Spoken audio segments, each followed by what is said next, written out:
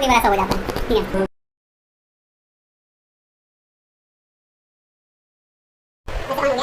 आप सभी को बहुत बहुत नमस्कार हमारे यूट्यूब चैनल जूरी पे हमारे साथ प्रतिभा खत्री दीदी हैं जिन्होंने क्लैट पीजी में 582 रैंक 582 ना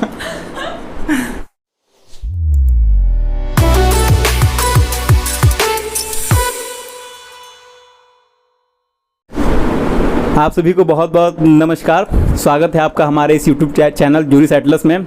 हमारे साथ प्रतिभा खत्री दीदी हैं जिनका क्लैट पीजी में बहुत शानदार 528 रैंक आया था और बहुत बहुत कॉन्ग्रेचुलेशन दीदी कि आप हमारे फैकल्टी से और हमारी एज ए सीनियर जब आप इतना अचीव करते हैं, आगे बढ़ते हैं, तो एज ए जूनियर आपको देख के काफ़ी हम लोग मोटिवेट होते हैं। और इस इंटरव्यू का और इस चैनल बनाने का उद्देश्य भी यही था कि हम कैसे अपने जो सीनियर्स हैं उनको कैसे हम लोग यूटिलाइज़ कर सकें अच्छे से, उनको कैसे अच्छा से अच्छा हम लोग सीख सकें। तो बहुत बहुत धन्यवाद दीदी, आप यहाँ पे प्रेजेंट है और आप इतना मतलब टाइम दे रही हैं, तो थैंक यू दीदी, thank you very much. Hi Vipin, first of all मैं तुम्हें थैंक यू बोलना चाहूँगी एक्चुअली कि तुमने मुझे इस प्लेटफॉर्म पे बुलाया and I could be a part of this. Otherwise हमारे बैच में आई डोंट थिंक ऐसा कुछ है, हमारे बैच में, हमारे कॉलेज में आई डोंट थिंक ऐसा कोई इनिशिएटिव किसी और ने स्टार्ट किया हुआ है। तो मेरी नॉलेज में it was a first of a kind initiative and first of a kind experience for me also to be a part of any such thing. तो thank you to you and बाकी तो यही है कि जैसे जैसे आगे चलेगा इंटरव्यू हम लोग बातें शेयर करेंगे और जूनियर्स को जैसे सीनियर्स को देख के मोटिवेशन होता है और वैसे ही कहीं ना कहीं हमारी जर्नी में सीनियर्स का भी रोल होता है। मेरी भी जर्नी में सीनियर्स का रोल रहा है और कहीं ना कहीं हमारे जूनियर्स का भी हमारी जर्नी में कुछ ना कुछ रोल डेफिनेटली होता है। तो फिर आगे बढ़ाते हैं। तो दीदी आपको कब लगा कि आपको क्लैट पीजी देना चाहिए? क्योंकि आपका जब दीदी जर्नी देखेंगे तो फर्स्ट ईयर आपका कैसे स्टार्ट हुआ था, कोरोना आ गया था, फिफ्थ ईयर कैसे एंड हो रहा है, इंडिया पाकिस्तान का युद्ध हो गया है। It is quite surprising journey मतलब। और जैसे अभी रिसेंट जजमेंट भी आया कोर्ट का, तो पूरा हम लोग को पूरा एकदम लेबोरेटरी पूरा बना दी है, मतलब पूरा एक्सपेरिमेंट हम ही लोग के साथ कर रहा है, मतलब आप लोग के साथ, वैसे हम लोग भी उसका पार्ट हैं। तो आपको कब लगा कि आपको क्लैट पीजी का प्रिपरेशन करना चाहिए? यार ऑनेस्टली जब क्लैट पीजी 2024 हो रहा था दिसंबर में, दैट इज़ 2024 एक्चुअली 2023 के दिसंबर में जब हो रहा था, तो मुझे तब ये थॉट फर्स्ट टाइम आया था कि मुझे भी क्लैट पीजी देना है। क्लैट यूजी दिया था मैंने, पर उसमें उतनी सेटिस्फैक्टरी परफॉर्मेंस नहीं थी, तो ऑब्वियसली एक दिमाग में था चीज़ कि एलएलएम एटलीस्ट एक एनएलयू से हो जाए। तो वो जो हमें एनएलयू की चीज़ होती है ना, हम लोग नॉर्मल स्टेट यूनिवर्सिटी से पढ़ते तो हमें एनएलयूज़ का एक वो होता है, फैसिनेशन होता है, तो वो चीज़ मेरे भी मन में थी जो मोस्टली लोगों के मन में होती है। तो जब वो वाला क्लैट हो रहा था एक साल पहले वाला, तो फर्स्ट टाइम मेरे दिमाग में ये आया था कि हाँ चलो मैं दूंगी। मैंने सॉर्ट ऑफ फाइनलाइज किया था, बट जिसे मैं कहूँगी कि मैंने फाइनल वाला फाइनलाइज किया था, तो वो मैं कहूँगी कि मैंने ऑलमोस्ट सितंबर में क्लैट सितंबर 2024 में ये चीज़ फाइनलाइज करी थी कि मैं फाइनली अब है कि मुझे देना है। इनफैक्ट सितंबर नहीं, मैं अगस्त मिड कहूँगी ये चीज़ ज़्यादा प्रिसाइज अगर मैं बोलूँ तो अगस्त मिड से ऑलमोस्ट ये मेरा तब जाके फाइनल हुआ था कि मुझे अब देना है, एलएलएम करना ही है। एलएलएम करना ये हमेशा से था कि एलएलएम तो करना ही है, कहाँ से करना है वो चीज़ थोड़ी अनसर्टेन थी, जो मैंने सर्टेन कर ली कि अब चलो क्लैट पीजी आ रहा है तो मैं उसको देना चाहती हूँ और लेट्स सी क्या होता है। काफ़ी अच्छा रहा, मतलब अंत भला तो सब भला। और जब आप क्लैट का जब प्रिपरेशन कर रही थी तो आपने सोचा था कि क्या हम रिसोर्सेज का यूज़ करेंगे, क्या रिसोर्सेज होना चाहिए? क्योंकि जब आप प्रिपरेशन करते हैं, क्योंकि CLAT is not simple exam, ठीक है, वो काफ़ी अनप्रिडिक्टेबल होता है, काफ़ी लेंदी होता है, और उसके लिए एक प्रॉपर स्ट्रेटजी होना बहुत ज़रूरी है कि क्या डिफ्रेंशिएट करना है कि क्या हमें करना है क्या नहीं करना है। हार्ड वर्क मैटर नहीं करता है, स्मार्ट वर्क मैटर करता है। तो उस चीज़ को आपने दीदी कैसे अपने रिसोर्सेज को यूटिलाइज़ किया और कैसे आपने सही डायरेक्शन में आपने उसको अपने तरीके से फाइनलाइज़ किया? तो इसमें मैं ये कहना चाहती हूँ कि मैंने कभी भी apart from last few days अगर मैं छोड़ दूँ तो मैंने क्लैट पीजी डेडिकेटेड प्रिपरेशन कभी नहीं करी, जिसे मैं कहूँगी कि I am preparing for CLAT PG. वैसा लास्ट की कुछ डेज़ को अगर मैं छोड़ दूँ, टू बी प्रिसाइज 14 डेज़ को छोड़ दूँ, तो मैंने ऐसा कभी नहीं किया कि I was full फ्लेजेडली preparing for CLAT PG. क्योंकि मैं एक जुडिशरी एस्पिरेंट हूँ, तो मेरी जुडिशरी की कोचिंग चल रही थी, मेरा प्राइमरी एम वही था। तो मैंने कभी भी बहुत ज़्यादा अपना मेन फोकस क्लैट पीजी को दिया ही नहीं। मतलब इट वाज ऑलवेज कि हाँ मुझे करना है, पर मैंने बहुत डेडिकेटेडली उसके लिए प्रिपरेशन नहीं करी, क्योंकि 5 साल में के लॉ कोर्स में भी हमारा इतना लेंदी कोर्स होता है, तो मोस्टली चीज़ें हम लोग कहीं ना कहीं कवर कर ही रहे होते हैं। और क्योंकि मैं सीरियस थी अपनी पढ़ाई को लेके 5 साल के उसमें भी, तो कहीं ना कहीं उन चीज़ों ने भी मुझे हेल्प किया। तो मोस्टली प्रिपरेशन जो मैं कहूँगी वो लास्ट के 3 मंथ्स में मैंने रीसेंट जजमेंट्स पढ़ना स्टार्ट किया था सितंबर 1 से। तो सितंबर, अक्टूबर, नवंबर, ये पूरा 3 महीने का जो पीरियड था मैंने रीसेंट जजमेंट्स इसमें कवर किए थे। पर ये भी फुल मेन स्ट्रीम प्रिपरेशन नहीं थी। मेरी मेन स्ट्रीम प्रिपरेशन अब मेरी कोचिंग की पढ़ाई और मेरी अदर एक्टिविटीज़ चल रही थी, ये साइड बाय साइड चल रहा था कि हाँ जजमेंट साथ में कवर होते जाएंगे। 3 month is I think enough time कि मेरे जजमेंट्स कवर हो जाते उस टाइम पे। मुझे ऑलमोस्ट 1.5 साल के मैंने जजमेंट्स, 2 साल के जजमेंट्स ऑलमोस्ट एम किए थे, और इतने में मुझे था कि इतने में तो कवर हो जाएंगे मेरे जजमेंट्स। तो जजमेंट्स के लिए मैंने लास्ट का 3 मंथ्स का टाइम रिजर्व किया हुआ था। और उसके बाद क्योंकि मेरी जुडिशरी की पढ़ाई चल रही थी, मैं उसको लेके सीरियस थी, लॉ कोर्स की भी पढ़ाई मैंने सीरियसली की थी, तो जो मेरे लॉ की कोर सब्जेक्ट्स होते हैं, कॉन्स्टिट्यूशन, सीआरपीसी, सीपीसी, ये सब चीज़ें मोस्टली मैं कहूँगी मेरी थी प्रिपेयर्ड। बस मुझे एक ब्रशअप करना था, मतलब रिविजन सॉर्ट ऑफ करना था, जिसके लिए मैंने लास्ट के अपने 14 डेज़ या 15 डेज़ ऐसे दिए थे। तो जो डेडिकेटेड प्रिपरेशन होती है वो मैंने कोर सब्जेक्ट्स के लिए, या जो भी एडिशनल सब्जेक्ट्स जो मैंने नहीं कवर किए थे अपने 5 ईयर कोर्स में, वो मैंने लास्ट के 14 डेज़ में कवर किए थे। वैसे मैं बताना चाहूँगा कि दीदी एकेडमिकली बहुत सुपर हैं। इनको गवर्नर मेडल भी मिला हुआ है फॉर द एकेडमिक परफॉर्मेंस, और एक्सपेक्ट करते हैं कि अगली बार दीदी जब NLU जैसे इंस्टीट्यूट में जाएंगी तो इनको प्रेसिडेंट मेडल भी मिलेगा फ्रॉम गवर्नर टू प्रेसिडेंट। तो मैं I think I am witness जब आपको शायद गवर्नर मेडल जब मिल रहा था, और मैंने आपके कुछ पिक्चर्स भी क्लिक किए थे कृतिका दीदी के साथ। हाँ, तो तब मैं आपको उतना नहीं अच्छे से जानता था, तो काफ़ी अच्छा लगा दीदी आपको देख के। और जब आप ऐसे बैठी हुई हैं तो और अच्छा लग रहा है। ठीक है। और दीदी मैं ये पूछना चाहूँगा कि आपने जब प्रिपरेशन स्टार्ट किया तो आपके जो एक प्रिपरेशनल पार्टनर्स होते हैं उनके बारे में क्या कहना चाहेंगे? क्योंकि एक आप आइसोलेट प्रिपेयर करते हैं और एक आपकी एक ग्रुप सर्कल होती है, आप डिस्कशन करते हैं, बात करते हैं, तो उसके बारे में आप क्या कहना चाहेंगे? एक्चुअली मेरी ऐसा नहीं कहूँगी मेरी प्रिपरेशन पार्टनर सॉर्ट ऑफ थी, बट मेरी फ्रेंड है, मेरी रूममेट है, मेरी कॉलेज की सबसे अच्छी फ्रेंड ही है। मैं और वो हम लोग ने साथ में ऑलमोस्ट डिसाइड किया था कि हम लोग क्लैट पीजी देंगे। तो उसके बाद से हम लोग एक ब्रॉड फ्रेमवर्क डिस्कस कर लेते थे कि अच्छा ये करना है, अब ये करना है, अब मॉक देना है, या फिर अब हमें रीसेंट जजमेंट्स पढ़ने हैं। तो हम लोग ये चीज़ें आपस में डिस्कस करते थे। उसके भी व्यूज़ होते थे, कुछ मुझे हेल्पफुल लगते थे, कुछ मेरे व्यूज़ होते थे जो उसके लिए बेनिफिशियल होते थे। तो हम लोगों ने क्या किया था कि लास्ट के 3 मंथ्स में, जैसा कि मैंने बताया, मैंने रीसेंट जजमेंट्स लास्ट के 3 मंथ्स में कवर करना स्टार्ट किए थे। तो एक फिनोलॉजी लीगल का रीसेंट जजमेंट्स का कोर्स था, तो हम लोगों ने साथ में मिलके वो ख़रीदा था। तो हम लोग उससे जजमेंट्स कवर करते थे अपना। और जब मुझे लास्टली मॉक्स देने थे तो भी हम लोगों ने मॉक्स भी साथ में ही लिए थे। तो फिर मॉक्स भी और जजमेंट्स का कोर्स भी हम लोगों ने साथ में ही लिया था। तो एक ब्रॉडली कहूँगी या फिर कोर्स में भी कहूँगी कि हम लोगों ने ऑलमोस्ट चीज़ें साथ में करी थी। हाँ, हम लोगों ने शेयर की थी चीज़ें आपस में। जो उसे कुछ लगता था कि अच्छा ये इंपॉर्टेंट है, पढ़ लेना चाहिए, तो वो मुझे बताती थी। जो मुझे लगता था कि अच्छा ये इंपॉर्टेंट इससे आ सकता है, तो मैं उसको बताती थी। तो चीज़ें हमारी चलती रहती थी। इवन मेरा एक और फ्रेंड है, उसके साथ भी मेरी थोड़ी बहुत बातें होती रहती थी। उससे मेरा उतना नहीं रहता था कि मतलब हम लोग ऑलमोस्ट हर चीज़ डिस्कस करें, बट उससे भी मेरा ये रहता था कि हम लोग ब्रॉड चीज़ें डिस्कस करते रहते थे। तो आई थिंक एक अच्छा फ्रेंड सर्कल जो डेडिकेटेड है अपने एम को लेके, या फिर जो डेडिकेटेड है अपनी लाइफ को लेके, वो बहुत ज़रूरी होता है किसी भी फेज़ ऑफ लाइफ में, केवल स्टडीज़ के लिए नहीं, इन जनरल भी। And that is very beneficial. Mock test के बारे में जब बात करती थी तो इट इज़ काफ़ी कॉन्फ्लिक्टिंग। एक आध 2 इंटरव्यू लेने के बाद मेरे मन में काफ़ी शंका सा उत्पन्न हो गया है क्योंकि मॉक टेस्ट दीदी मेरे को लगता है, क्योंकि मैंने जितने भी अपने सीनियर से बात किया है, क्योंकि एज ए खुद मैंने तैयारी भी किया था क्लैट यूजी का, और मैं देखता हूँ दीदी मॉक जो है बहुत इम्पॉर्टेंट एस्पेक्ट होता है तैयारी करने का, क्योंकि आप हमेशा इस माइंडसेट में रहते हैं कि मेरा एक बार सिलेबस कंप्लीट होगा तब मैं फुल फ्लेज मॉक दूंगा, और उस चीज़ को करने के चक्कर में आप काफ़ी लेट कर देते हैं। मैंने पर्सनली काफ़ी क्लैट यूजी में मैंने ये ब्लंडर किया था। और मॉक टेस्ट दीदी आपने दिया था, कितना दिया था, कितने मंथ पहले से आपने देना स्टार्ट किया था?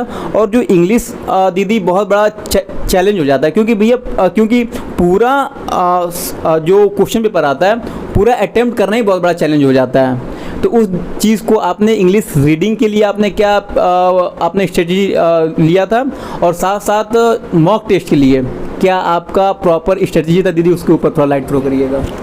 कि जैसा कि मुझे समझ में आ रहा है तुम्हारे क्वेश्चंस में दो ब्रॉड पॉइंट्स है, एक इंग्लिश को लेके और एक मॉक को लेके है। तो coming to the first one, mock वाला पॉइंट, तो मॉक मैंने जैसा कि मैंने बताया कि मैंने फुल फ्लेजेड क्लैट की प्रिपरेशन लास्ट के 14 डेज में करी थी। तो मैंने इसी पीरियड में मॉक टेस्ट खरीदे थे।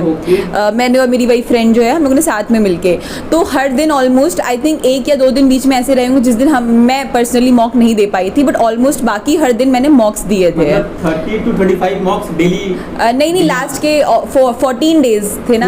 हाँ, तो हर दिन आई थिंक मैंने 12 मॉक्स दिए होंगे। हाँ, तो फिर मैं मॉक्स देती थी, तो जब फर्स्ट मॉक दिया था तो वो एकदम था ना कि हम 2 आवर का टाइमर लगा के देंगे, और वो एग्जाम वाला जो फील आता है वो फील आता है तो काफ़ी अच्छा लगता है। आप थोड़ा वो हो जाते हो, यूज्ड टू हो जाते हो। और मैं थोड़ा ट्राई करती थी कि मैं दोपहर वाले टाइम में ही बैठूं जिस टाइम में मेरा एक्चुअल में पेपर होगा, कि थोड़ा एक नो ब्रेन को बता रहे देखो भाई एग्जाम आ, हाँ यही। पर दैट बीइंग सेड ऐसा नहीं है कि मैंने रात में मॉक्स नहीं दिए हैं, सुबह मॉक्स नहीं दिए हैं, बट मैं थोड़ा ट्राई करती थी कि अगर मैं दे रही हूँ, मैं उस टाइम फ्री हूँ, मेरे पास और कुछ काम उस टाइम नहीं है, तो मैं उस टाइम थोड़ा प्रेफर करती थी मॉक्स देना। तो मैंने ऑलमोस्ट 10 to 12 मॉक्स दिए थे, और रोस्ट्रम लीगल के मैंने मॉक्स खरीदे थे अपनी फ्रेंड के साथ मिलके। उनके आई थिंक 25 मॉक्स थे, पर हम लोग 25 यूटिलाइज नहीं कर पाए क्योंकि हमने काफ़ी लेट में मॉक्स खरीदे थे। बट आई डेफिनेटली फील कि एटलीस्ट एक, मतलब बेयर मिनिमम है एक तो शायद देना चाहिए। आपको एक आइडिया लग जाता है कि आपकी स्पीड क्या है रीड करने की, और आपके क्वेश्चंस एनालाइज करने में आपको कितना टाइम लग रहा है। आपको एक वो मिल जाए, आप बेटर प्रिपेयर हो जाते हो बेसिकली अपने द डे के लिए, आपने अगर मॉक दिया होता है पहले। तो दीदी जब आपने मॉक दिया था तो क्या आपको लगा कि हो सकता है रिजल्ट उतने कन्वीनियंट ना हो, अपने जो भी थिंकिंग के हिसाब से, कभी डिमोटिवेट हुई होंगी देख के, रिजल्ट को देख के, या कभी आपने टाइमर लगा के देखा होगा कि अरे मेरे तो क्वेश्चन छूट रहे हैं, अरे ये एग्जाम में होगा तो क्या होगा, अब बस एग्जाम में बस 1 हफ्ते बचे हुए हैं? एक्चुअली मेरा इससे जस्ट ऑपोजिट हुआ था। मोस्टली जो मॉक्स होते थे वो 1 आवर या 1 hour 15 minutes, in fact 1 hour 20 minutes में खत्म हो जाते थे। और मोस्टली मॉक्स का लेवल थोड़ा एवरेज ही रहता था ना, मैं ये नहीं कहूँगी ईजी रहता था, पर डिफिकल्ट भी नहीं होते थे मॉक्स। तो हम लोग ने इनफैक्ट ये चीज़ डिस्कस भी करी थी कि हम लोग के इसमें तो अच्छे मार्क्स आ जा रहे हैं, जल्दी हमारा फिनिश भी हो जा रहा है, बट शायद एक्चुअल में ऐसा नहीं हो पाएगा, जो कि ऐसा हुआ भी कि ना ही हमारे मार्क्स ही उतने अच्छे आ पाए बाद में, ना ही हम उतनी जल्दी फिनिश कर पाए। तो शायद ये मॉक टू मॉक वेरी भी करता है कि कौन सा मॉक कितनी क्वालिटी का है, या अलग अलग फैक्टर्स होते हैं। तो मोस्टली मैंने मॉक्स दिए थे, उसमें मार्क्स अच्छे आ रहे थे और उसमें टाइम भी बहुत कम लग रहा था। तो जस्ट ऑपोजिट चीज़ हुई थी। तो कभी इस चीज़ को लेकर डीमोटिवेशन नहीं हुआ कि अच्छे मार्क्स नहीं आ रहे हैं या फिर बहुत ज़्यादा टाइम लग रहा है। हाँ, और तुम्हारा जो सेकंड क्वेश्चन था, तुमने इंग्लिश को लेके डिस्कस किया था। तो पर्सनली मेरी भी इंग्लिश कोई बहुत अच्छी नहीं है, मेरी एवरेज इंग्लिश ही थी। और इस चीज़ को क्योंकि मुझे जब मैंने डिसाइड कर लिया था कि मुझे क्लैट पीजी देना है, तो मैंने न्यूज़पेपर रीडिंग की हैबिट डेवलप करना स्टार्ट की थी। तो मैं यूजुअली हर दिन ही ऑलमोस्ट न्यूज़पेपर रीड करती थी। तो धीरे धीरे जब आप न्यूज़पेपर रीड करते हो तो मुझे जैसे ऑलमोस्ट 1 घंटा न्यूज़पेपर पढ़ने में लग जाता है, पूरा न्यूज़पेपर पढ़ने में। मैं इंडियन एक्सप्रेस न्यूज़पेपर ही पढ़ना प्रेफर करती हूँ, तो 1 घंटा लग जाता था मुझे। तो 1 घंटा कंटिन्यूस रीडिंग में एक आपको ये भी फ़ायदा होता है कि आप उतने टाइम तक लगातार कुछ रीड कर रहे हो। कभी कभी होता है हमारा माइंड रीड कर रहा होता है पर वो प्रोसेस नहीं कर रहा होता है उस चीज़ों को, और स्पेशली जब आप एग्जाम के प्रेशर में होते हो तो आपको सेम लाइन 10 बार कभी कभी रीड करनी पड़ जाती है। तो आई थिंक न्यूज़पेपर रीडिंग, या जिन लोग की नॉर्मल भी नॉवल रीडिंग वगैरह की हैबिट होती है, उन लोग के लिए थोड़ा सा ये प्लस पॉइंट होता है कि उन्हें रीडिंग में दिक्कत नहीं आती है। और जिन लोगों ने यूजुअली इंग्लिश नॉवेल्स पढ़ी है, इंग्लिश बुक्स पढ़ी हैं, या जो लोग मे बी इंग्लिश मीडियम से होते हैं, उनके लिए तो काफ़ी ये प्रॉब्लम नहीं फेस करनी पड़ती होगी। बट जो बच्चे आते हैं हिंदी मीडियम से या फिर semi English semi Hindi medium से, उन लोगों को आई थिंक मैं ये एडवाइस करना चाहूँगी कि उन लोगों को कुछ ना कुछ रीडिंग की हैबिट स्टार्ट करनी चाहिए। ऑल्दो मैं ये नहीं कहूँगी कि क्लैट पीजी में कोई बहुत अलग लेवल की इंग्लिश आती है। पर्सनली मेरे अकॉर्डिंग वो बहुत डिफ़िकल्ट इंग्लिश नहीं आई थी हमारे वाले एग्ज़ाम में। It was a normal English जो आई थिंक मोस्टली स्टूडेंट्स समझ सकते हैं, कॉम्प्रीहेंड कर सकते हैं। कुछ बहुत इंग्लिश अलग से इंग्लिश की स्किल्स की ज़रूरत नहीं थी उसमें। तो यही छोटी सी चीज़ है कि आप रीडिंग करो, नॉट नेसेसरीली न्यूज़पेपर, एनीथिंग आप जो रीड कर सकते हो, जो आपके फोटे में या जो आपको रीड करना पसंद है, तो आप रेगुलर बेसिस पे रीड करोगे तो रीडिंग हैबिट डेफिनेटली डेवलप हो जाएगी। हाँ, तो दीदी आप एकेडमिकली भी आप इतनी सुपरस्टार रही हैं, ठीक है, सुपरस्टार तो आप ऐसे हैं ही हैं ठीक है, तो एकेडमिकली भी आप इतनी सुपरस्टार रही हैं और जब आप प्रिपरेशन कर रही थी तो काफ़ी कुछ हैक्टिक भी हो गया होगा, ठीक है, तो आप कॉफ़ी पर्सन है कि टी पर्सन है?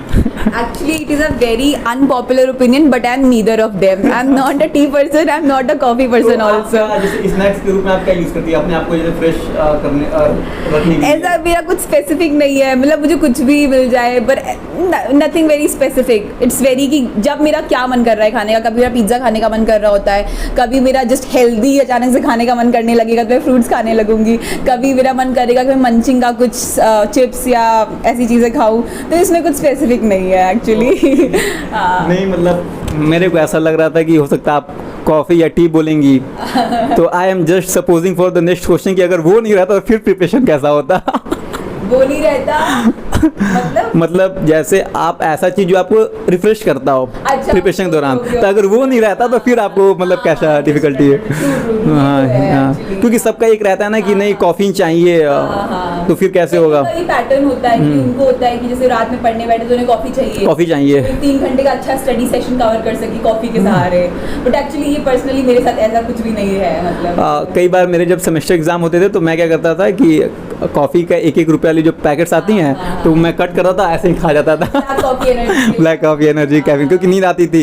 मैं एक्चुअली स्पोर्ट्स पर्सन भी रही हूँ, तो फिर ब्लैक कॉफी वाला चीज़ आई रिलेट. मैंने खुद भी होता था कि हम लोग को जब सडन एनर्जी की नीड है तो we used to do it. ऐसा होता था, पढ़ाई के सेंस में नहीं, बट हाँ मैंने स्पोर्ट्स में ये चीज़ करी है कॉफ़ी के लिए.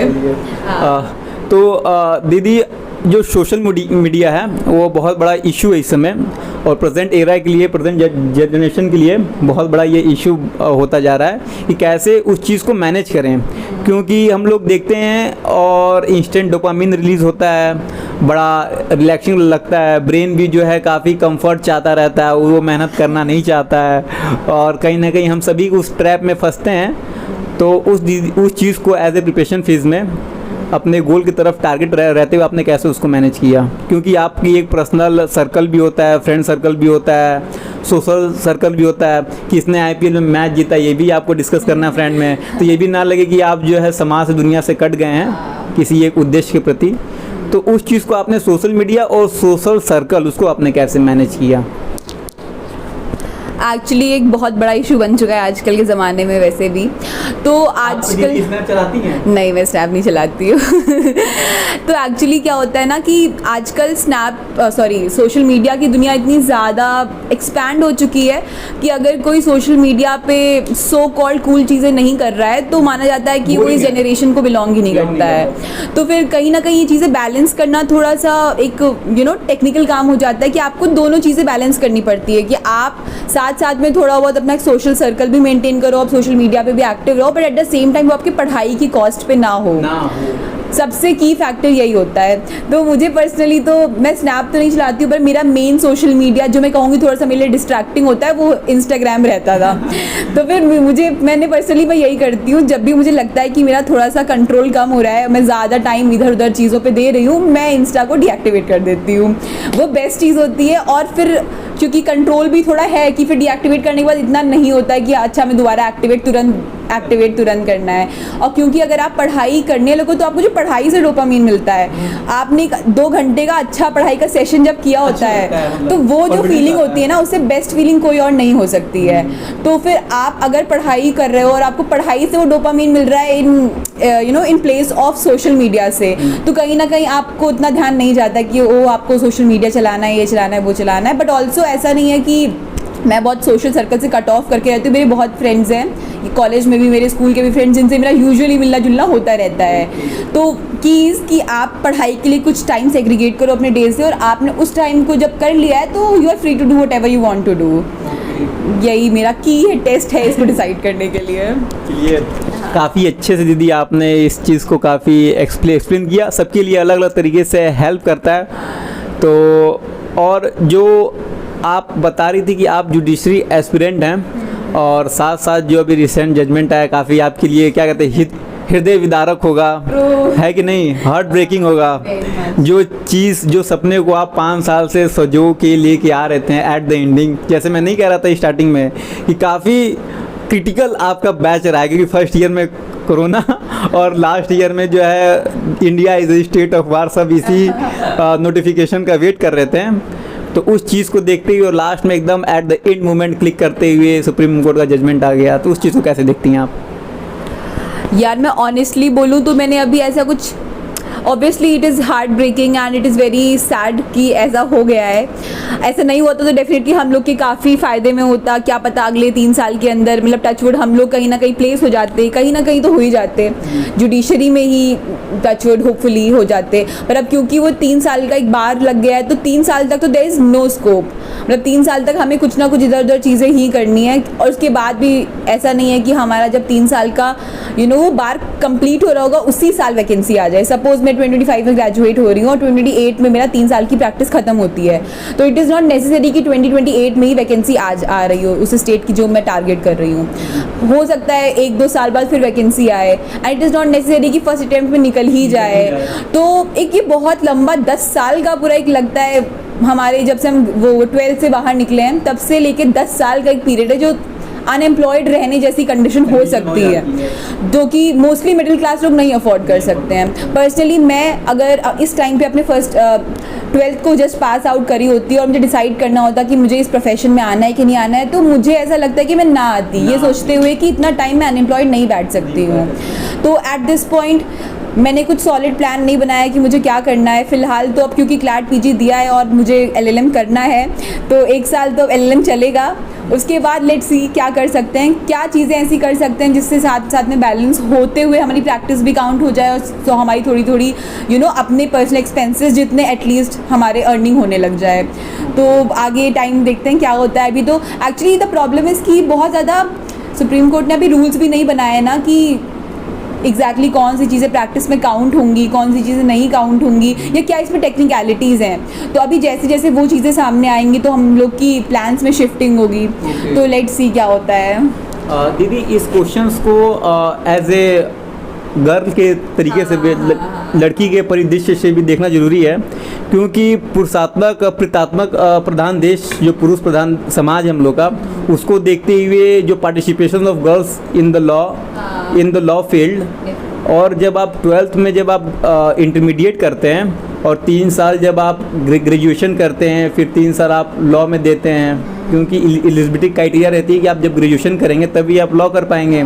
फिर उसके बाद 3 साल प्रैक्टिस करिए, तो पूरा 9 ईयर का जो ड्यूरेशन फेज़ है, और आप इंटरमीडिएट आप क्लास 12 जो है मेरे ख्याल से 18th ईयर में आप कर लेते हैं। तो 27 और 28 ईयर्स के आप हो जाते हैं, तब आप किसी एग्ज़ाम में बैठने के आप एलिजिबल होंगे।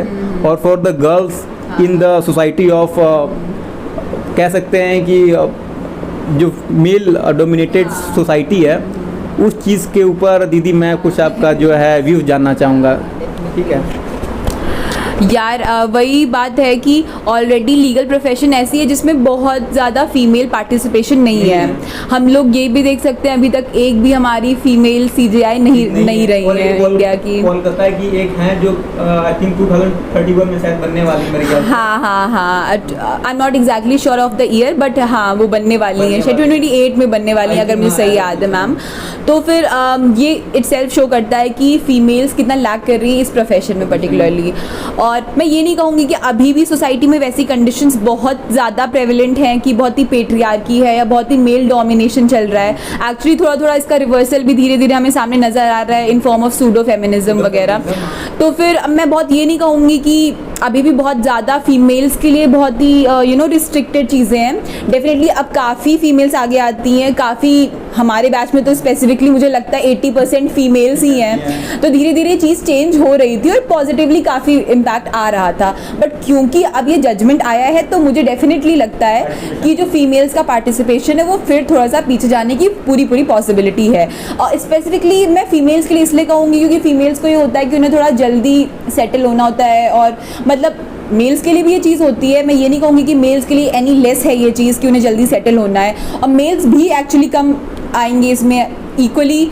मतलब मेल्स भी कम आएंगे इस फील्ड में अब अगर उन्हें इस चीज़ से इम्पैक्ट होना होगा, बट फीमेल्स के ऊपर जितना ज़्यादा इम्पैक्ट पड़ेगा शायद मेल्स पे थोड़ा कम इम्पैक्ट पड़ेगा। तो ये मेरा इस पे विचार है। लेट्स सी अब क्या होता है, बट डेफिनेटली फीमेल्स थोड़ा कम प्रेफर करेंगी इस फील्ड को अनलेस एंड अनटिल उनकी सेकेंड जनरेशन या third generation of advocates family से या फ्रेटर्निटी से नहीं बिलोंग करती, तब तक थोड़ा सा कम उनका प्रेफरेंस रहने वाला है आगे के कुछ सालों में। तो काफ़ी अच्छा रहा दीदी आपके साथ इंटरव्यू, काफ़ी अपने अच्छे से एक्सप्लेन किया अलग अलग डायमेंशंस को। होप करते हैं कि आपको टॉप 5 NLUs मिलेंगे और फिर कांटेक्ट में रहिएगा, टच में रहिएगा, ठीक है। और कभी भी कोई भी क्वायरी होगी तो प्लीज़ आप मेरे थ्रू या आप कमेंट सेक्शन में आप बताइएगा, ठीक है, जो भी रहेगा। काफ़ी अच्छा रहा दीदी के साथ इंटरव्यू।